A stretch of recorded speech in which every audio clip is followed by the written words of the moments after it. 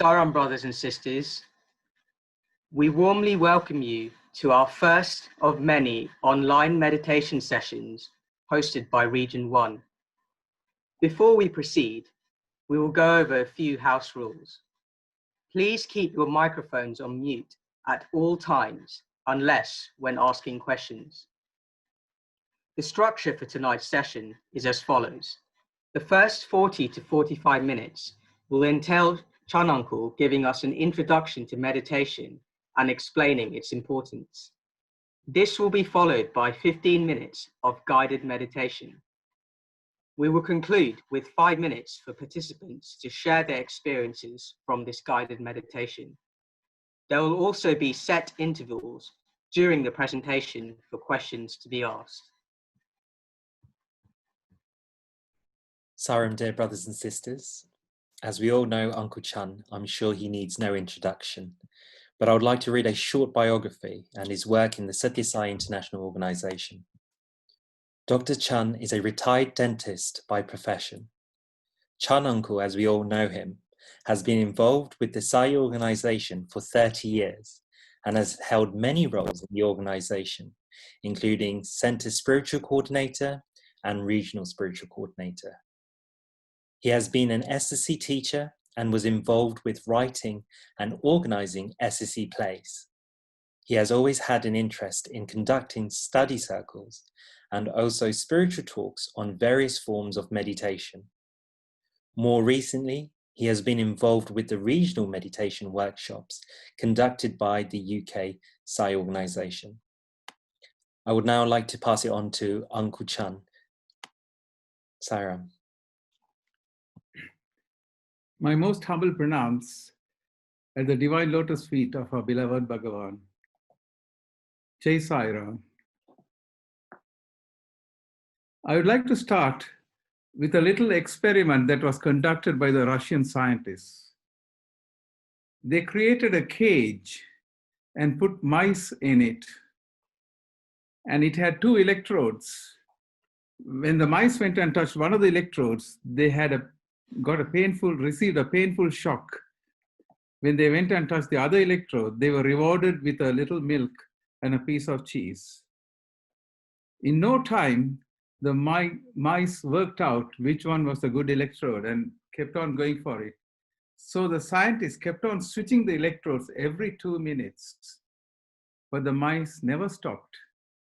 In spite of getting painful shocks, they kept on going for the electrodes over and over again. They went even further, the scientists. They opened the door to the cage. Do you think the mice ran out? They did not. They stayed inside and they were enjoying shocks and cheese. Or you can say shock and cheese. This is us. The mice are the general population of this world. They are so engrossed in this pleasure versus pain world. They have never given it second thought to get out of it. One of the commonest questions I get asked when I run meditation workshops is, you say that the spiritual journey is an arduous journey, full of pitfalls and steep hills to climb. In the end, only a few succeed, only a handful. Why even try? Why not come over and over again and have a hunky-dory life? The answer to that, my children, I'm sure you don't mind me calling you children, is ridiculously simple. There is nothing else to do. This is the only game in town. Every person, animals, plants, everything in the whole wide world is on a spiritual journey. The question you have to ask is not whether you're on a spiritual journey, whether you want to do it with awareness or without awareness, whether you want to do it consciously or unconsciously, whether you want to live as a result of your experiences or be the cause of it. Whether you want to become a Vishwamitra or a Richard Branson is your personal choice. One of the famous statements Swami made, he wrote a letter to his students in which he said, I am Prema Swarupa, I am Ananda Swarupa. To whom am I to give Prema? To whom am I to give Ananda? From whom shall I receive Prema? From whom shall I receive Ananda? So he said, I did this. I separated myself from myself and became all of this. Let me explain to you in an allegorical fashion. In the timeless beginning, there was only God, and there was nothing else.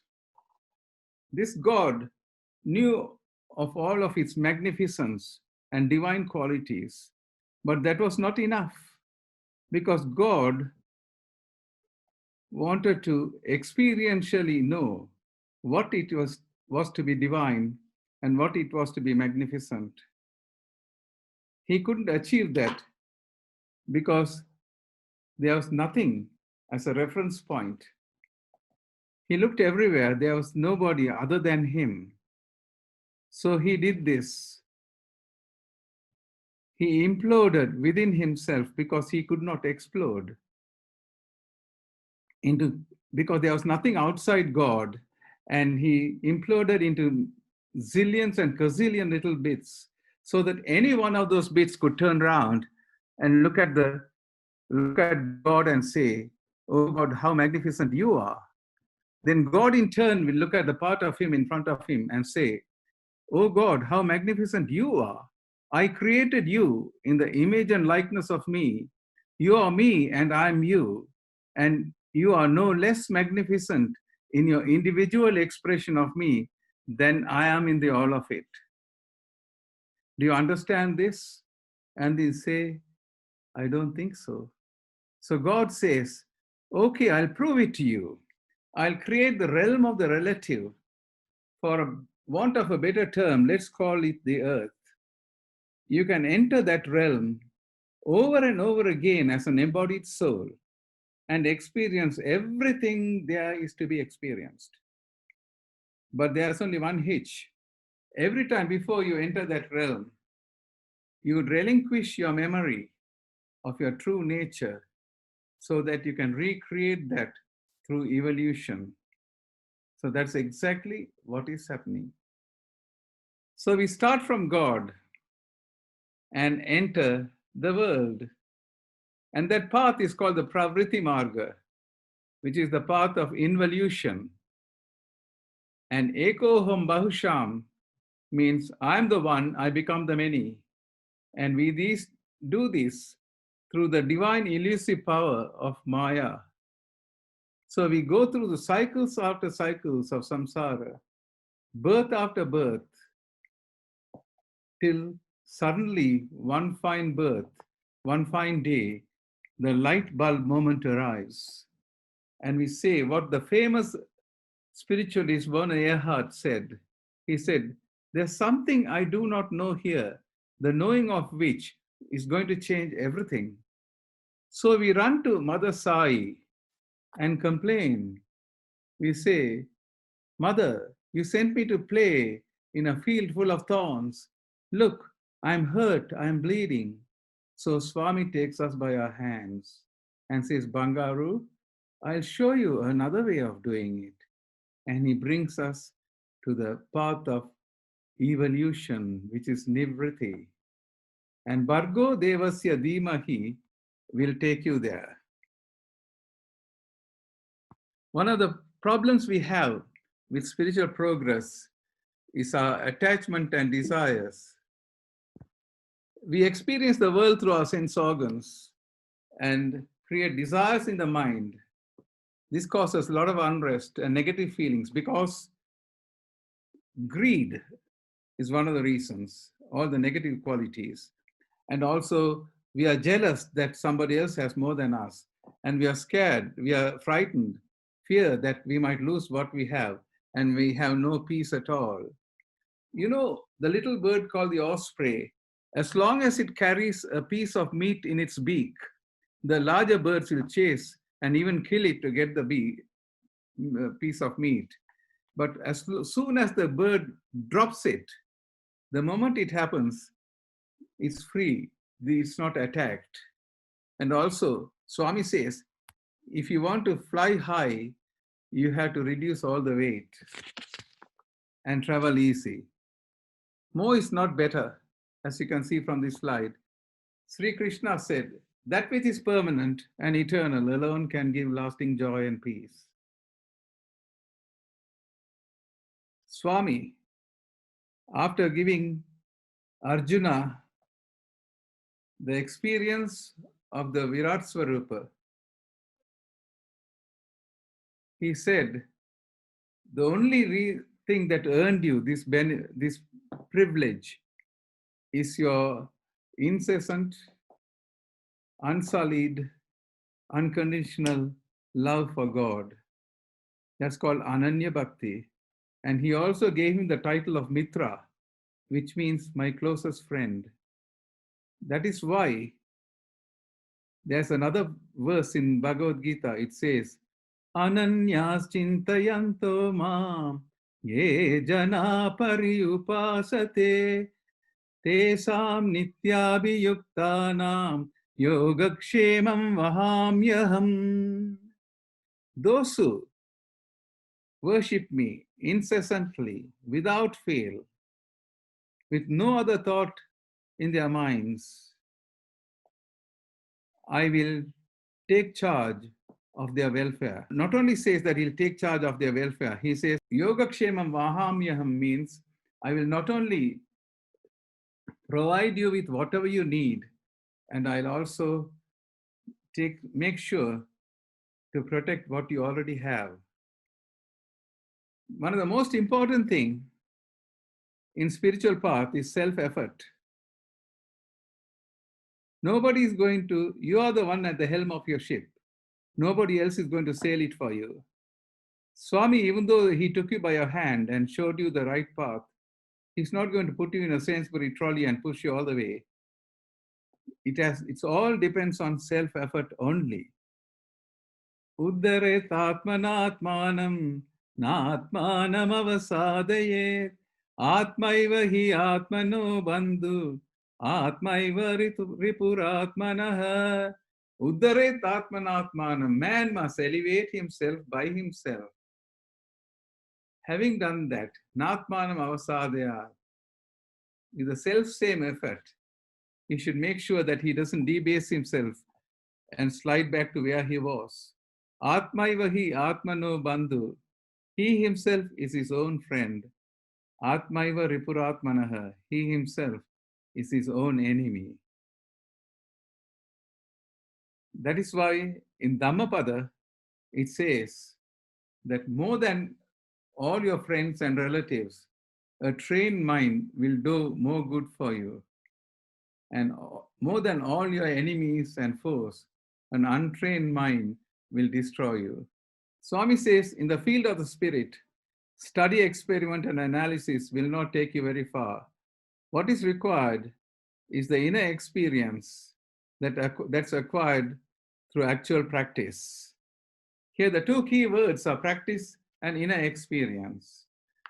When you say inner experience, when I do workshops for younger generation, when I ask them how it felt, they talk about all sorts of things, swirly-whirly lights and colorful sights and all sorts of things. But the actual thing that we are looking for is to find out who we really are.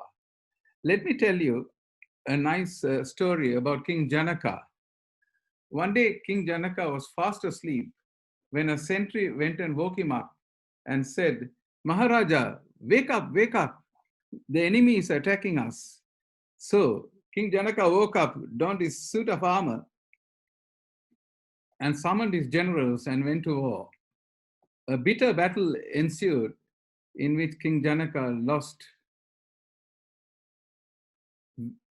Full of pain and humiliation, he was dragged in front of the enemy king. And the enemy king said, since you're a king, I won't kill you, but I want to banish you from this kingdom, never to come back again. So King Janaka started walking, and he kept on walking. None of his subjects would give him anything because they were scared of the enemy king. And he walked for 2 days and reached the next kingdom. There they were serving rice from a big cauldron for all the very poor people. King Janaka was so tired and hungry, he joined the queue. And when his turn came, the only thing that was left was a little bit of broth at the bottom. So King Janaka agreed to have at least that.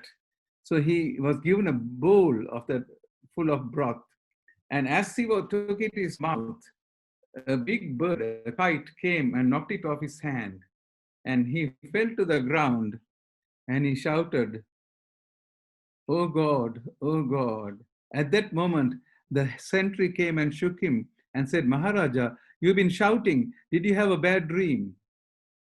So sweating, Maharaja woke up, sat up in the bed, and he was so suddenly realized the whole thing was a nightmare. And from that moment onwards, all he said was, "Oh such, yeah, yes such. Is that true or is this true? Is the dream true or the wakeful life true? Which one is true?" He kept on saying that the whole day. Then suddenly, there was a famous sage called Ashtavakra Muni. He happened to pass through that kingdom and he went to see the Maharaja. So he said, "Hi, Maharaja, how are you getting on?" And the Maharaja, all he said was, "Oh, such, yeah, yes, such." So Ashtavakra asked, "Maharaja, whilst you were having in the battlefield, totally hurt and humiliated, was all these trappings of your palace and everything present there?" He said, "No, only misery and pain." And then Ashtavakra asked him, "While you're sitting here now and enjoying all the creature comforts, you clap your hands and someone comes and puts your slippers on for you. And is the painful battlefield present here?" He said, "No." So Ashtavakra said, "To Raja, now such, now ye such. Neither that is true, nor this is true. Neither the dream is true or the waking life is true." So Maharaja was totally shocked. He said, "Then what is true?"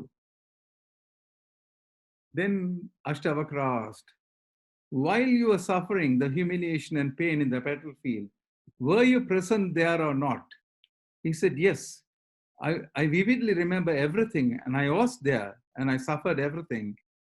Now that you're in your palace enjoying all these comforts, are you present here or not?" He said, "Yes."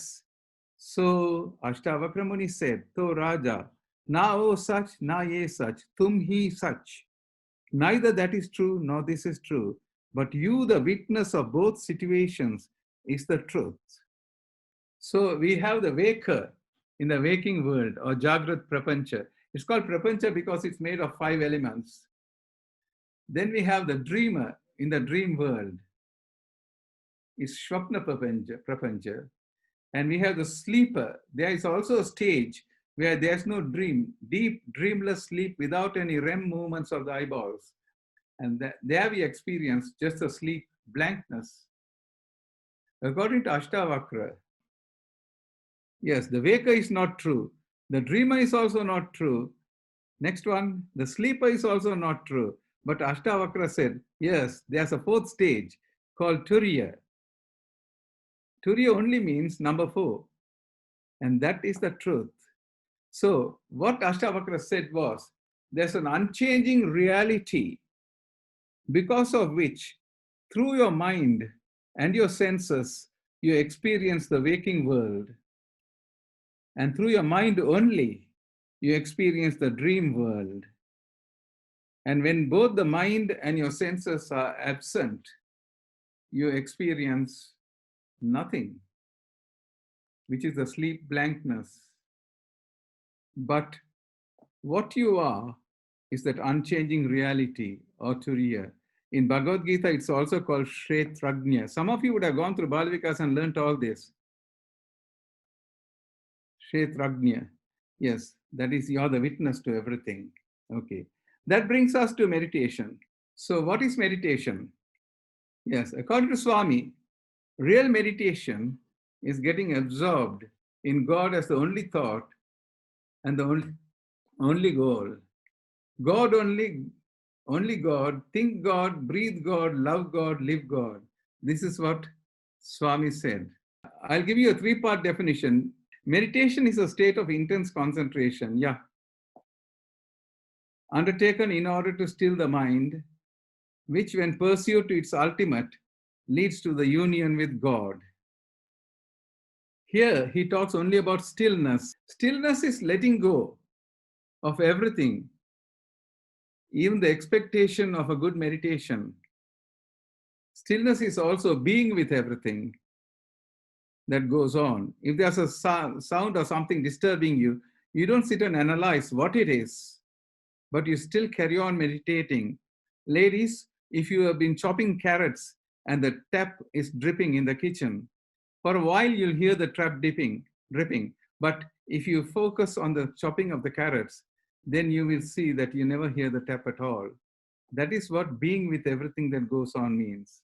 At this point, I would like to introduce to you a famous sage called Patanjali.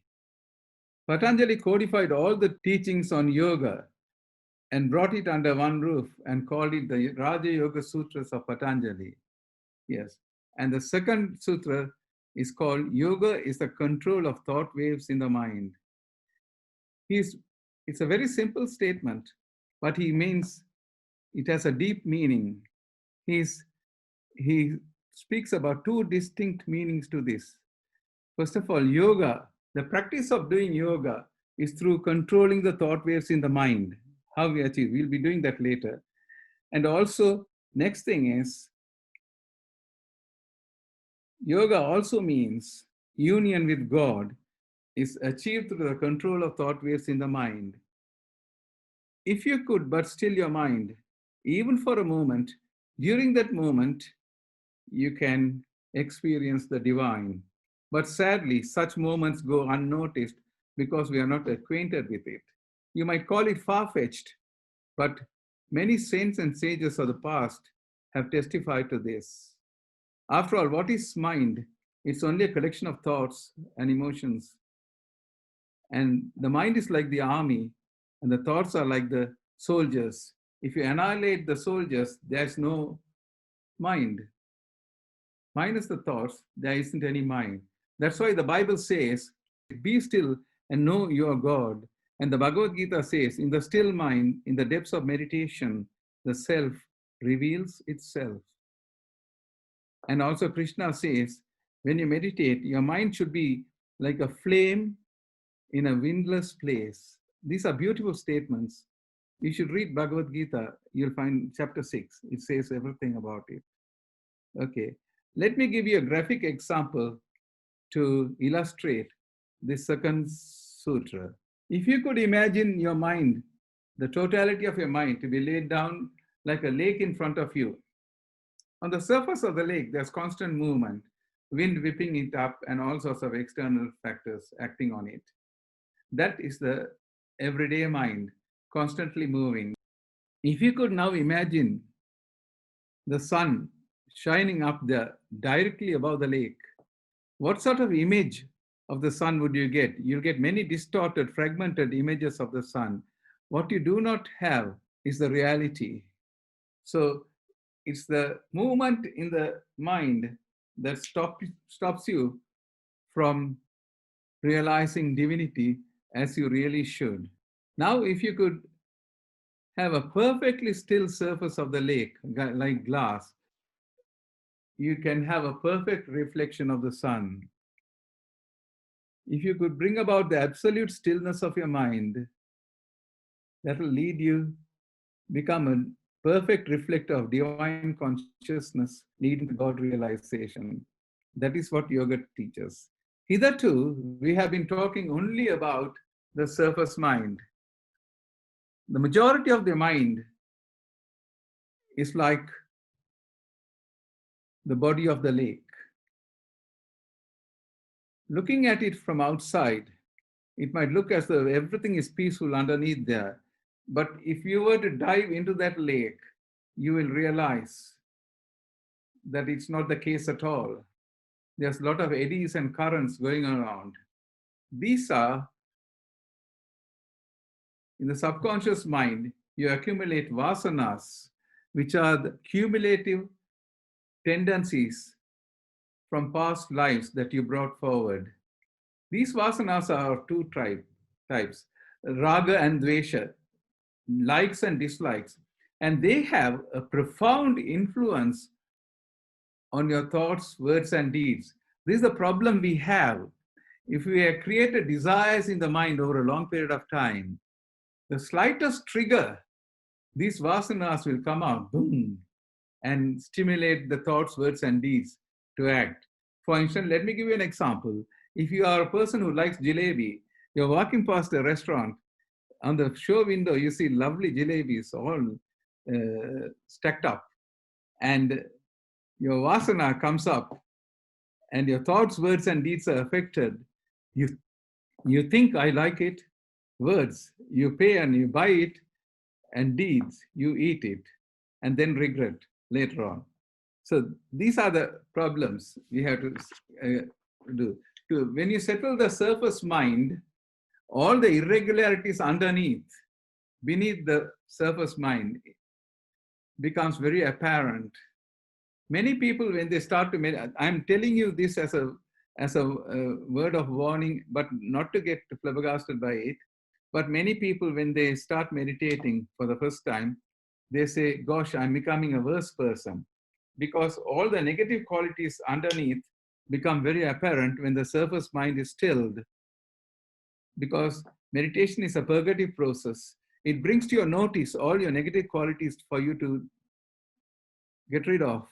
And meditation itself will help you to get rid of that. So that brings us to Ashtanga Yoga, the 8 limbs of Raja Yoga, which is a systematic way of doing meditation. The first 5 are preparatory, or the foundation or the bedrock in which meditation is laid. Whereas the last 3 are the most important. The first 2 come as a pair, yama and niyama, moral do's and don'ts. What has morality got to do with meditation, you might ask? Let me tell you, morality helps you to channel your energies in such a way as to counteract the pull of your senses.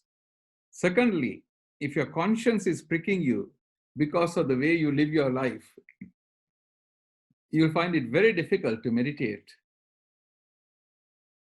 The way I put it is, you cannot be devils during the day, then clip your horns and sprout wings to become angels to meditate in the night. It doesn't work that way. Only a certain degree of morality is needed. Otherwise, I would never have embarked on this journey of meditation. Number 3 is asana, which is posture. According to Patanjali, the only thing that is needed is sukha sthira asana. That is, you have to be steady, upright, and comfortable. We'll deal with it in greater detail just before doing our meditation later on. Okay. Number 4 is pranayama. These are breathing exercises undertaken in order to still your mind and to channel the energies.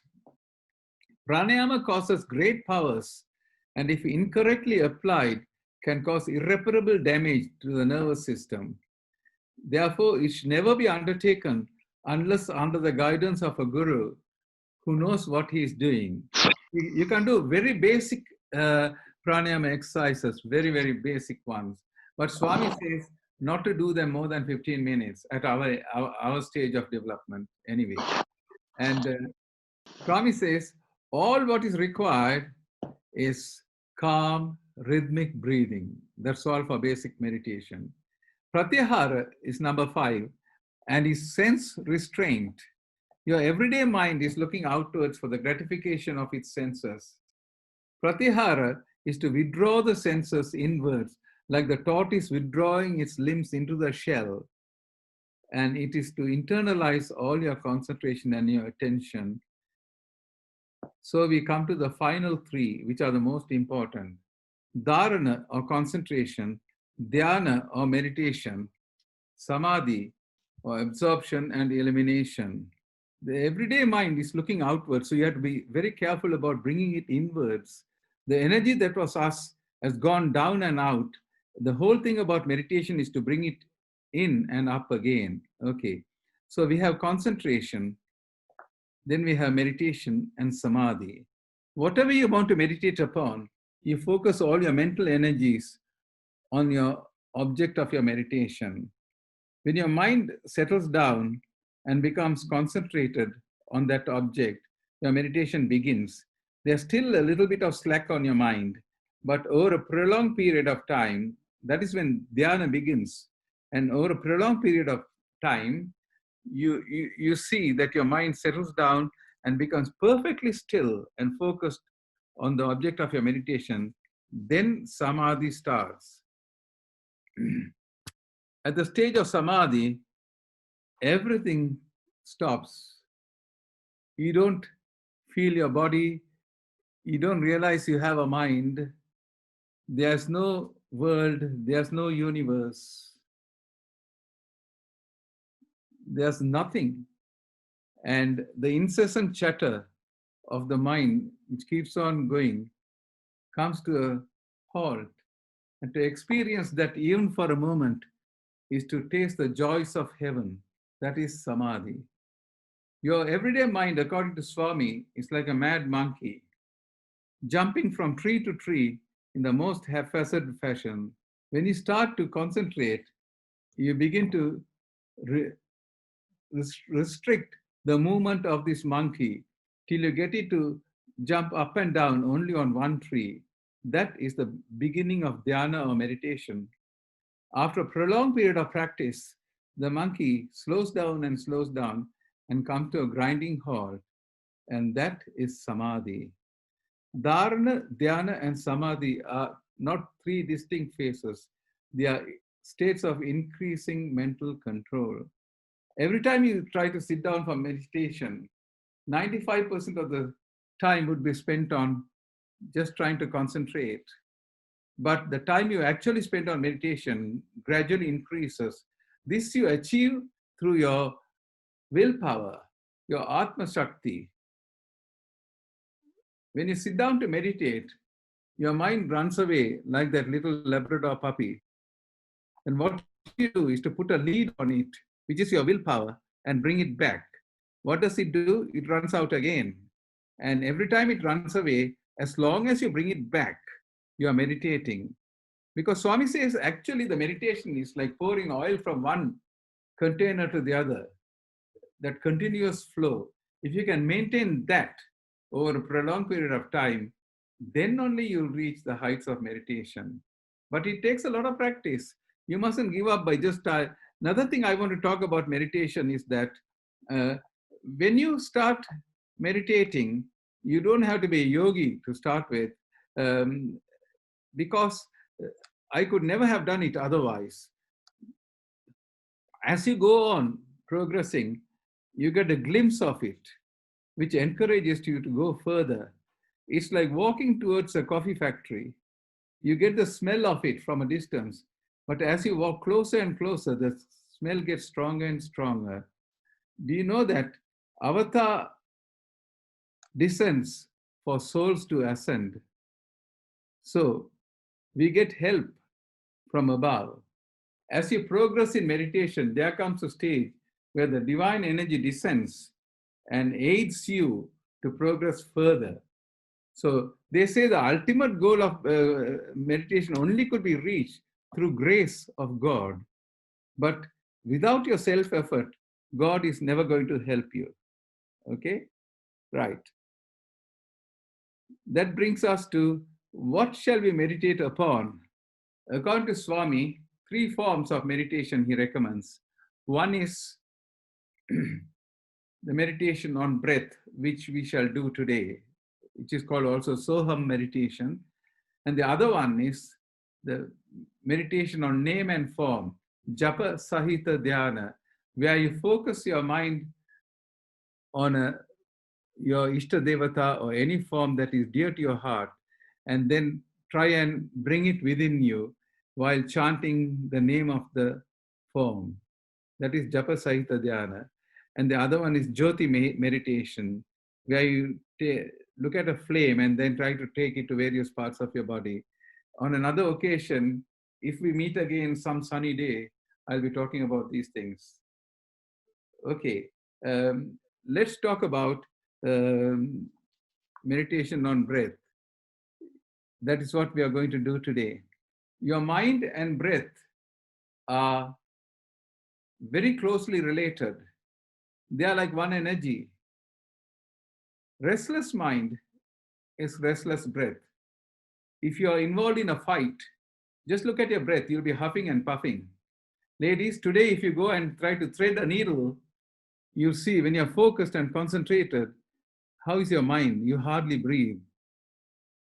When Sri Ramakrishna used to be in Samadhi for days on end, and they only detected a little warm spot at the top of his head, and there was no life in his body apart from that.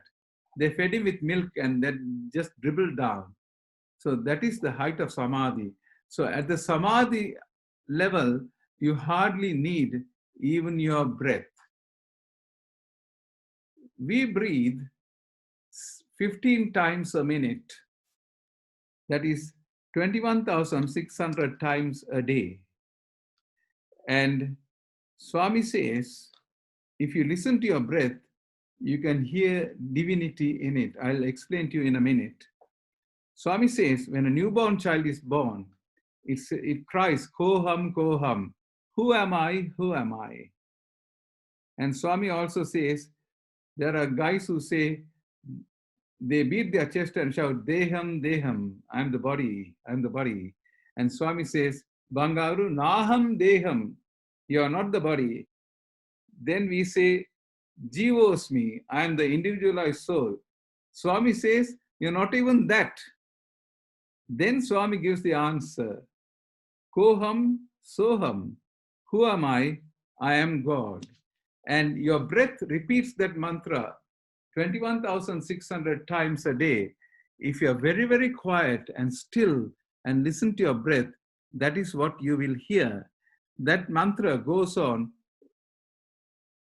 21,600 times, even in the case of an atheist who doesn't believe in God, it happens. Okay, now let us talk about a few things before we do our meditation today. First of all, I need to talk about flowing meditation.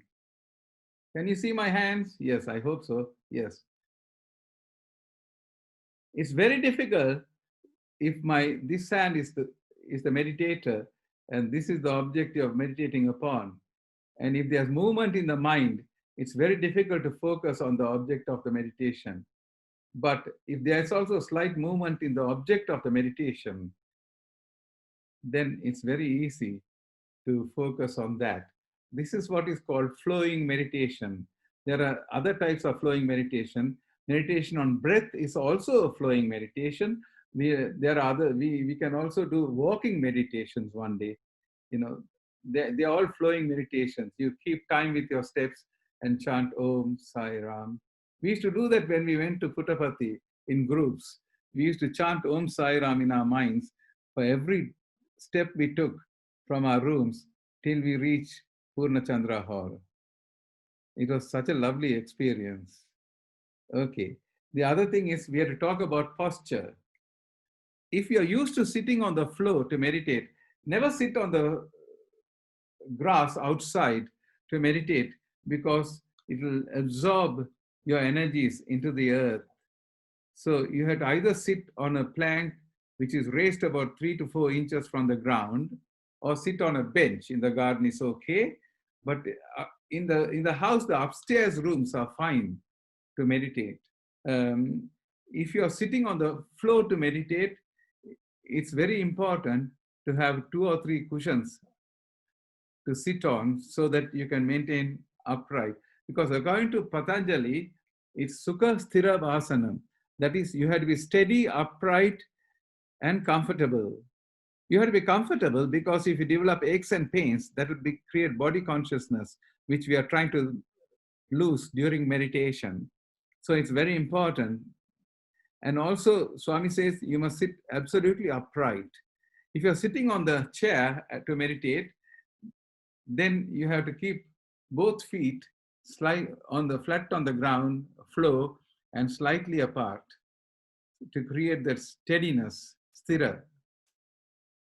And also, you have to be absolutely upright.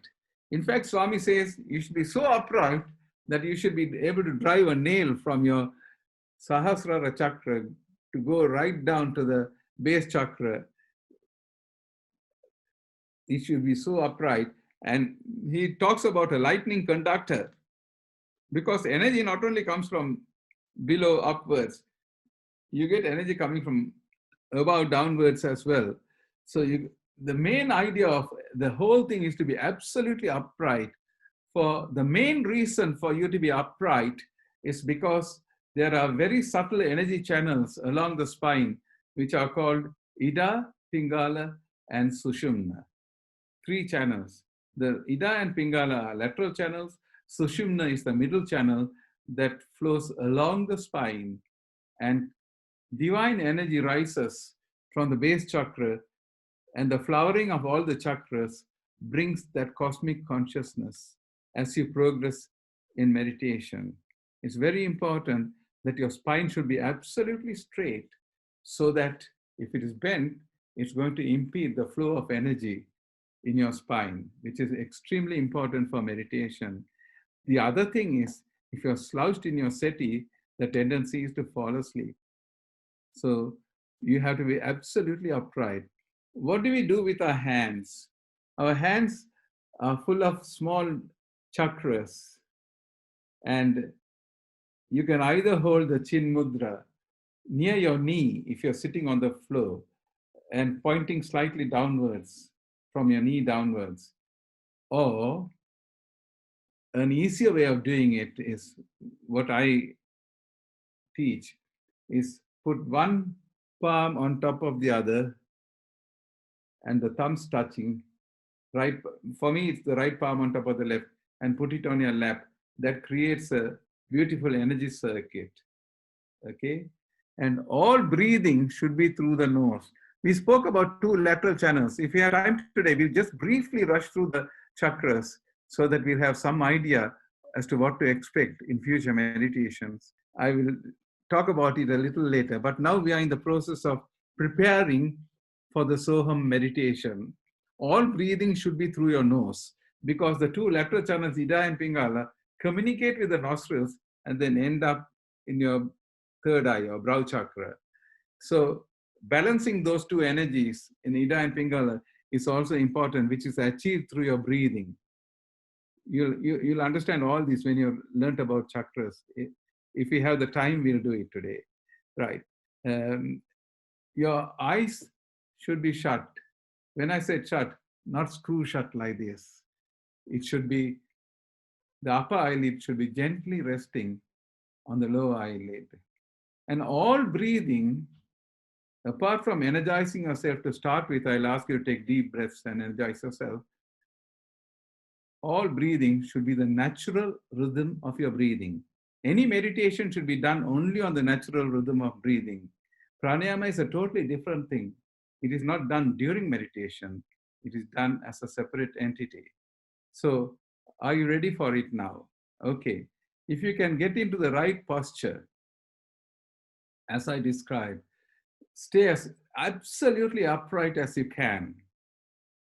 And also, you can either hold the Chin Mudra on the floor if you can. Since you're in your house, you can get a couple of cushions to sit on, because that will help you to be very upright. You'll find out for yourself. If you're sitting on 2 or 3 cushions or 2 or 3 pillows, your body will be more upright than if you plunk yourself straight on the floor. Yeah? Okay.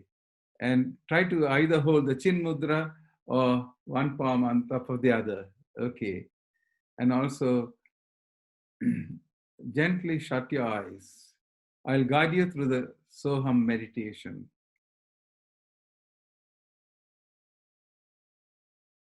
First of all, take a few deep breaths to energize yourselves.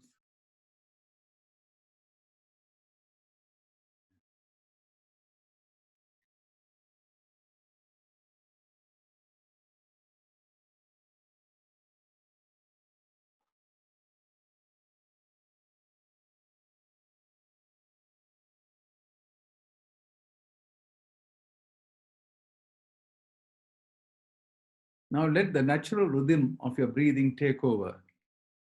Right throughout this meditation, you must breathe naturally as you would normally do.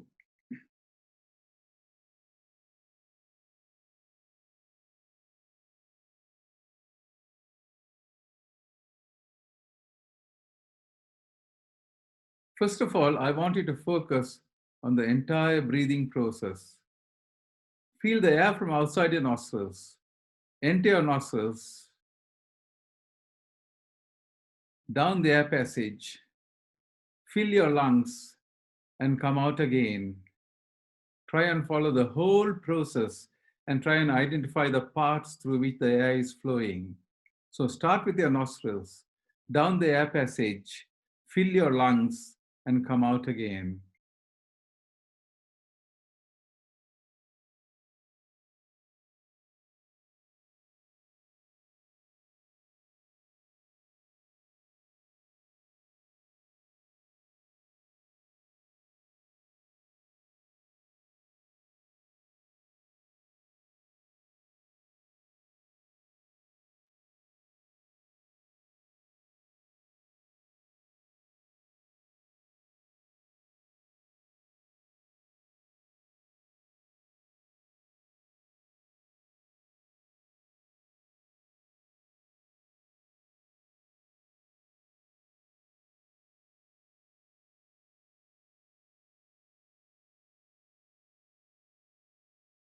Now take all your attention to the nose end of the breathing only. Feel the air from outside your nostrils, enter your nostrils and come out again. Stay at the very tip of your nose and feel the air go in and out.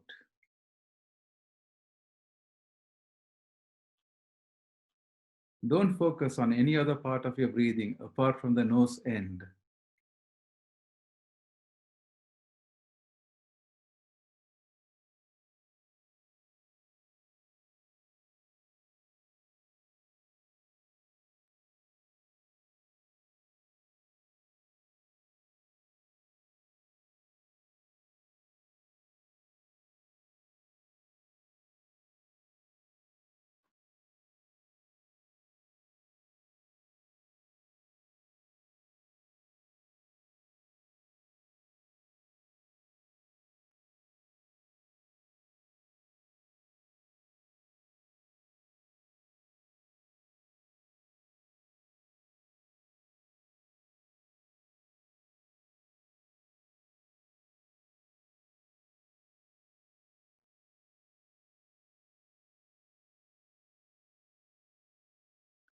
See if you can sense the difference in the temperature of the air that goes in and the air that comes out. See if you can sense the difference in temperature of the air that you breathe in and the air that you breathe out.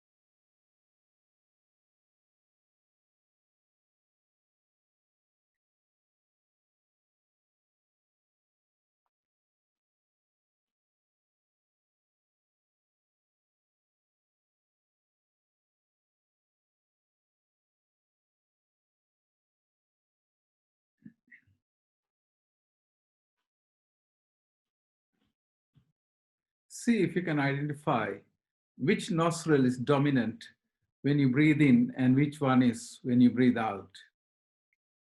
The nostril through which you breathe in will be colder than the one that you breathe out with.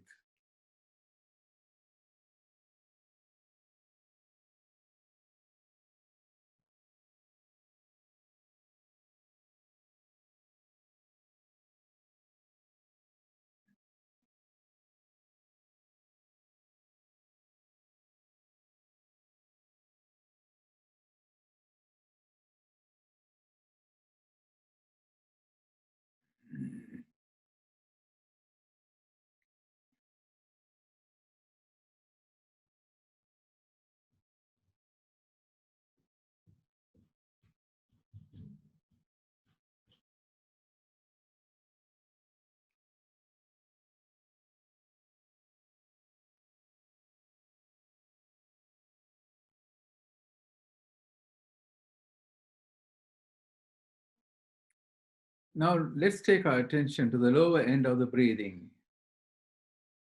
Feel the air enter your lungs and come out again. Just focus on the movement of your lungs, diaphragm, and your stomach. Just stay at the lower end of the breathing.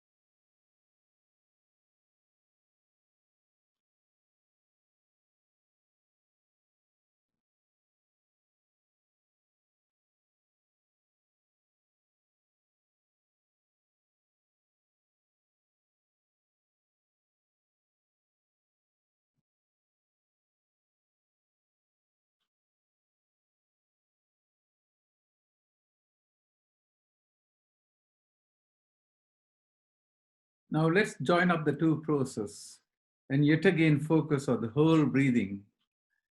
Feel the air from outside your nostrils, enter your nostrils, down the air passage, fill your lungs and come out again. Focus on the entire breathing.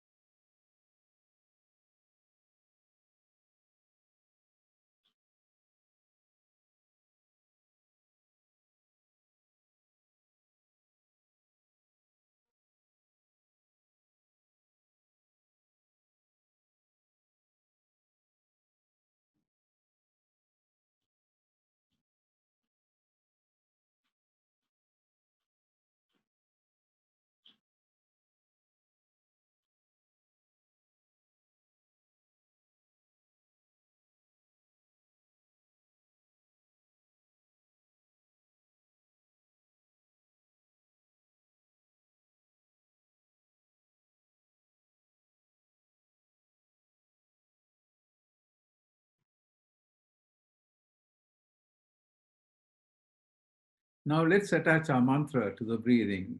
The mantra is So Hum. When you breathe in your mind you chant So. And when you breathe out in your mind, you chant Hum. So means he, hum means I. He am I. So when you breathe in your mind, you chant So. And when you breathe out in your mind, you chant Hum.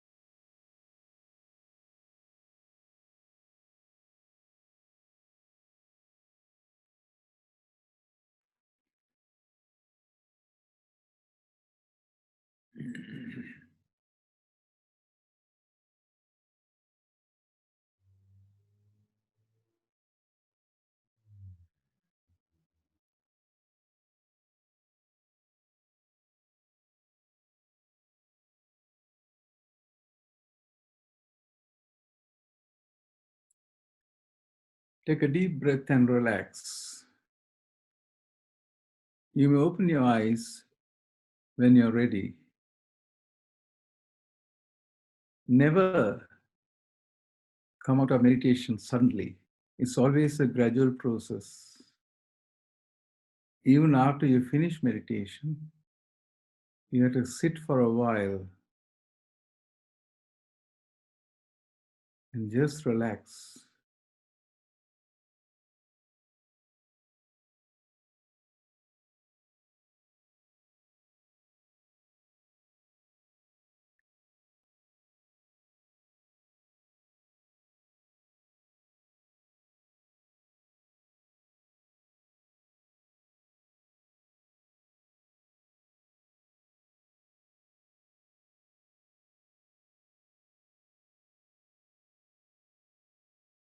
Very important to have same time, same place.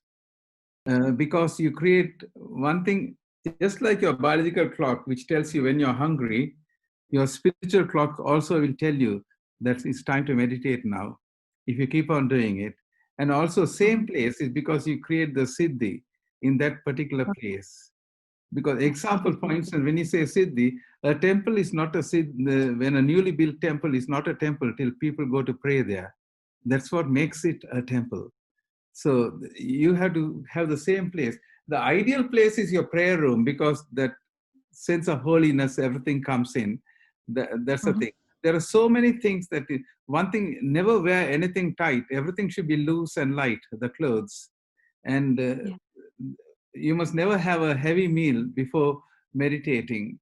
It's very important that you eat in moderation.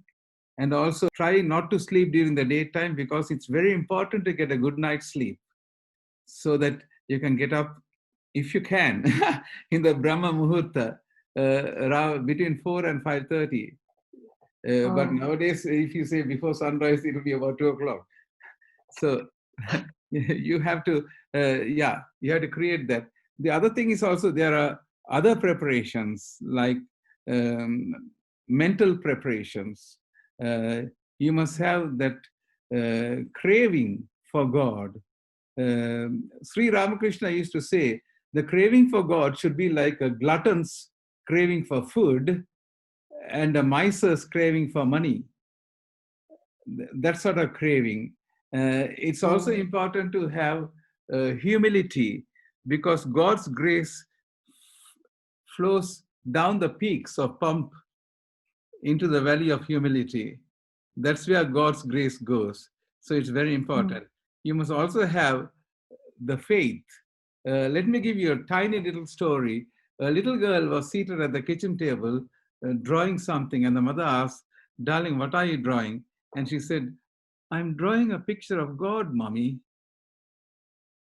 Then the mother said, "Honey, but no one knows what God looks like." For which the little girl replied, "Why don't you wait till I finish?" Such was her faith in God. These things are very important. Meditation is not just a one track pony. You have to accompany with other things like chanting Namaswaram while you're driving to work if you're driving, or at any time. Even when you're having a shower, if you chant Namaswaram, that water becomes sanctified. It's very important, try to chant Namaswaram because it's so easy. That's why people don't do it.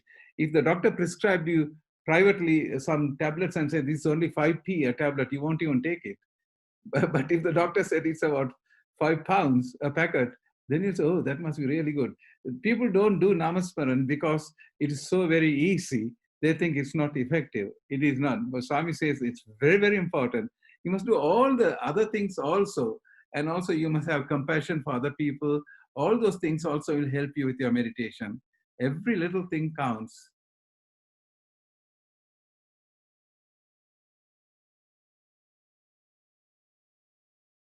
The same time, same place is very, very important. Yeah, those Yes, things are very thank you. important. Because for a beginner, if you do 20 minutes in the morning and 20 minutes in the evening, that should be okay. But if you can extend it to half an hour like that, once you realize that it brings in joy and it's not a big effort to do it, it becomes so very easy to do because you can't be without it.